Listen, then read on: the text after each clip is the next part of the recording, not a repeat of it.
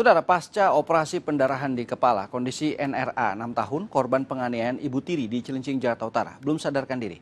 Sedangkan MAA, adik NRA, balita berusia 4 tahun yang juga korban kekerasan ibu tiri, kini sudah membaik. Kondisi kedua korban masih dalam pengawasan ketat petugas medis RSUD Koja, Jakarta Utara, Rabu siang.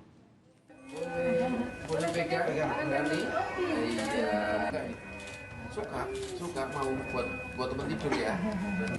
Sama-sama saya. Balita ini MAA, korban aniaya ibu tiri Senin lalu, sudah bisa merespon hadiah yang diberikan Pak Polisi, walaupun masih terbaring di RSUD Koja, Jakarta Utara.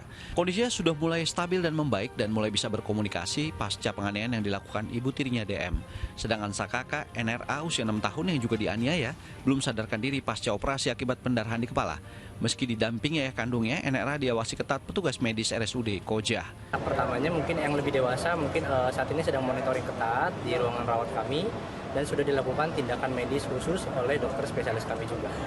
Mungkin itu dan saat ini memang yang sudah bisa diajak bicara dan lebih kooperatif mungkin yang kedua ya, gitu, anak yang umurnya yang lebih muda. Ini apakah ada tindakan operasi dari salah satu korban atau dua-duanya atau gimana? Hanya salah satu. Ya, hanya salah satu yang lebih dewasa. Di bagian mananya operasi apa gitu? Di bagian kepalanya. Hasil penyelidikan polisi, motif penganiayaan yang dilakukan DM ibu tiri terhadap kedua anak di bawah umur ini adalah hal yang sebenarnya sepele. Ya, kekerasannya model dibenturkan, kemudian ditampar dan lain sebagainya. Kalau dari luka mungkin pasien mengalami kekerasan. Penyebabnya apa sih, boleh. Pak? Si pelaku tega menganiaya anaknya itu sendiri. Kalau informasinya kejadian akhirnya hanya karena menumpahkan air susu, ya, kan tidak logis ya. Pihak polisian masih mendalami kasus ini, termasuk pemeriksaan terhadap ayah korban yang diduga mengetahui peristiwa itu.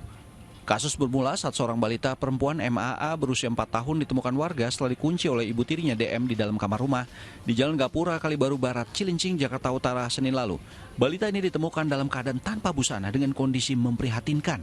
Di sekujur tubuhnya terdapat sejumlah luka lebam yang diduga akibat dianiaya oleh ibu tirinya berinisial DM. Tidak hanya MAA, DM juga menganiaya anak tirinya berinisial NRA 6 tahun hingga pingsan dan dilarikan ke rumah sakit. Tetangga sekitar mengaku mendengar suara yang ditimbulkan dari rumah pelaku seperti kepala yang dibenturkan ke tembok.